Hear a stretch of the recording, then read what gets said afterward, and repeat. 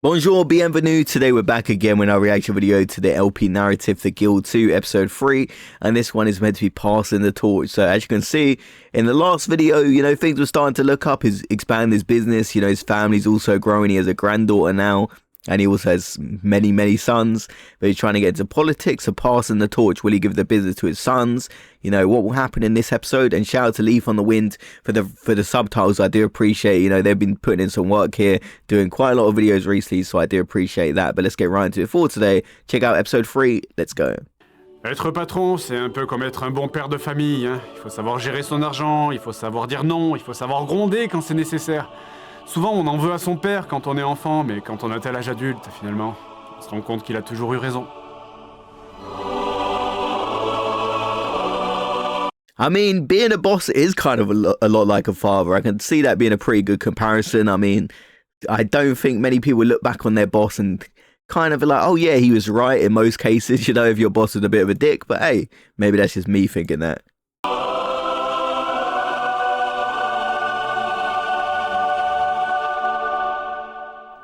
Je suis maintenant vieux, fatigué, sénile, malade, je n'ai plus le sens des réalités et mes décisions n'ont plus rien de rationnel. C'est le moment de faire de la politique. Les affaires comptent toujours bien. Mes nouveaux titres de bourgeoisie me permettent d'acheter toujours plus de nouveaux commerces. Après avoir repeint le nord à mes couleurs, je m'attaque désormais au sud de la ville en y construisant une petite auberge. Cependant, les choses vont aussi être plus difficiles. Les attaques de bandits se multiplient sur les routes, et les bandits n'hésitent parfois même plus à venir attaquer mes convois au sein même de la ville. Il faut dire que maintenant je suis devenu la cible rêvée. Je viens de craquer littéralement ma tirelire pour m'offrir le titre suprême de la bourgeoisie. Je suis un Landgrave. J'ai aucune idée de ce que ça veut dire. Ils ont mis des titres anglais pour faire plus Jones. Et j'ai utilisé Landgrave definitely does sound pour envoyer ma petite rich. fille en apprentissage à l'église. Elle apprendra à être religieuse ou écrire des poèmes. Faut pas déconner, mon ouverture d'esprit elle a ses limites quand même. En attendant, je vais me pencher plus sérieusement sur la politique. Le système de nomination ici est plutôt basique. Les postes inférieurs peuvent voter pour les postes supérieurs, et pour les postes les plus bas, c'est-à-dire le poste de maître de guilde et de geôlier, eh bien ce sont les postes supérieurs qui votent. Sauf que le premier problème actuellement, c'est qu'il y a déjà 4 candidats au poste et que la mairie n'accepte plus les nouvelles candidatures. Is he gonna start taking them out? Donc à un de mes gardes d'aller abattre un des autres candidats au poste. Je le fais exécuter comme un chien. Juste à la sortie de l'église, et je l'achève au sol d'un coup d'épée entre les poumons. Eh bien, je crois qu'une place vient de se libérer dans la file d'attente. Alors oui, je sais, écoutez, les meurtres c'est mal, mais je suis vieux, je sais plus vraiment ce que je fais. Pourtant, ce troisième essai aura été infructueux également, et cela malgré une tentative de corruption réussie ce coup-ci. Oh, comme c'est gentil de votre part. Ce n'est donc pas moi qui vais occuper le poste de maître de guilde. Ah, c'est triste, ça serait dommage qu'il arrive un accident, comme glisser sur un couteau qui atterrirait dans sa nuque. Gabrielle Fleury, une jolie petite femme faisant partie de la fine bourgeoisie de Lyon. Je lui envoie mes 2 meilleurs hommes aux trousses, le premier pour la prendre en filature, le deuxième pour l'espionner. Et si elle a jamais fait quelque chose d'illégal dans sa vie, détourner de l'argent, porter un pantalon ou embrasser un homme hors mariage, je la ferai brûler sur le bûcher. Et si elle est parfaitement honnête, eh bien, tant pis, écoutez... les rues de Lyon sont si dangereuses en ce moment. Par ailleurs, nouvelle stratégie en 2 points. I mean, this episode... It's seeming like it might be one of my favorites because we're getting deeper into the political system. The political system seems like every country, is pretty corrupt. The leaders aren't really focused on the best of the people. But this one, he's trying to find out dirt on her. And if she's behaving, he's going to kill her. Le premier, j'achète un élixir du Discord, une espèce de liquide à asperger sur ses ennemis pour rendre leur odeur pire que le P de notre mort. J'en aspergerai tous les autres concurrents avant la prochaine audience à la mairie de Lyon. C'est de là que vient l'expression « jeter des boules puantes » en politique. Et deuxième chose, je vais demander à toute ma famille de soumettre leur candidature pour le même poste. Si toutes les places de la file d'attente sont prises par un Silverberg, alors ça sera un Silverberg qui sera élu. Stratégie simple mais imparable. La mairie se réunit tous les jours à 17h, ça me laisse un peu de temps pour m'occuper du reste. Alors pour commencer, j'envoie Camille, ma petite fille, à la faculté. Oui, je sais, ça va, elle a que 10 ans, mais j'ai bien l'intention d'en faire une femme de la haute société pour la marier au meilleur parti possible. En attendant la réunion de 17h, j'envoie tous les membres de ma famille rincer les officiels de la ville à coups de pot de vin. J'essaye même au passage d'offrir des petits cadeaux au maire de la ville, mais c'est difficile, il est tellement riche que ça reviendrait à me ruiner. Surtout que j'ai quelques problèmes d'approvisionnement en ce moment. Le charbon se fait rare et cela ralentit la production de mes armures à la forge. Or, c'est de là d'où viennent la plupart de mes revenus. J'entame donc immédiatement la construction d'une cabane de bûcheron. Parce que le charbon pousse dans les arbres, je suppose. Écoutez, je suis pas bûcheron, moi on m'a juste dit, tu construis une cabane de bûcheron, t'as du charbon. Le conseil de la mairie se réunit donc enfin. Et quand vient mon tour, je mets le paquet. Compliment à tout rompre, pot de vin éclair de dernière Will this minute. finally Ils work? votent tous pour une femme. Really, qu'est-ce that qu'elle y didn't connaît, work? l'artisanat, putain, c'est une honte. Cette ville, elle est remplie de demeurés, je te jure. Et voilà le poste suivant pour le responsable des geôles. J'ai même pas pris la peine d'y postuler pour celui-là. Je détiens les résultats. Quoi, ils votent tous pour ma femme? Et la voilà qui réussit à accéder à un siège du conseil? Mais c'est moi qui étais censé. C'est pas ma He's femme. getting jealous Non, here. c'est une paysanne. Mais qu'est-ce que c'est que cette ville de fous? Merci, merci. Vous allez vite comprendre quelle grossière et... quelle excellente décision vous avez prise. Ok, je Ouais. vois. Bon, mais maintenant que ma femme est geôlière de la ville, elle peut torturer les gens et elle commande les gardes Was du that actually the cachot. dialogue there? Did she actually say that? Like, what a wonderful decision you made. Toujours que marchand. Très bien, tout va bien. Hein, sachant que c'est grâce à moi hein, que ma femme, quand même, elle en est arrivée là. Hein, c'est moi qui suis allé la chercher dans les bas-fonds, là, en suivant la traînée de mouches derrière elle et de son pied boiteux. Mais non, tout va bien. Bon, mais puisqu'elle est si forte, hein, je lui dis de continuer sa carrière en postulant aux emplois supérieurs. Après tout, il n'y a aucun candidat, donc la voie sera complètement dégagée pour le poste de sénéchal ou d'inquisiteur. Et là, vous savez ce que ma femme, elle a fait pour m'emmerder? Sérieusement?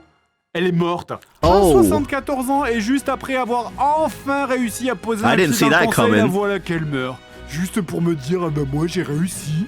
Mais tout ça me fait prendre conscience que moi aussi j'ai le même âge que ma femme et mon heure va bientôt arriver. Je range donc ma fierté et je prends la crème de cette famille.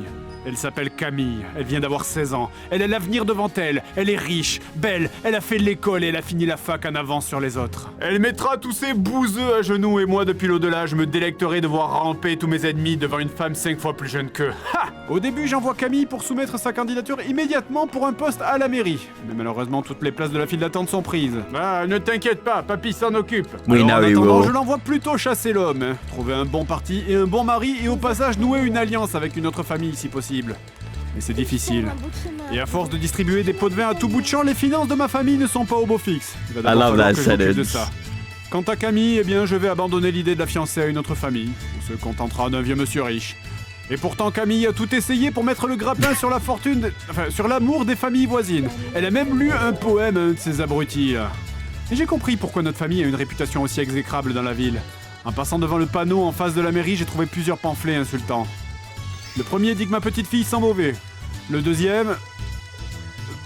Bon, je sais pas trop ce que ça veut dire. Je suis pas un poète, hein. Par contre, je forge des épées. Et j'ai des arguments piquants. Et croyez-moi, je suis plus à un meurtre près. Surtout qu'ils ont... And this is something that I find interesting about this game as well, because it looks like the public's opinions on the family is starting to turn sour, and he's really tried everything to get into power. You know, he's been bribing, killing people off. Seems like it really isn't working. His wife finally makes it. It seems to die. osé non seulement insulter ma petite fille, mais en plus ils ont mis ça sur le panneau qui est juste en face de ma forge. En face.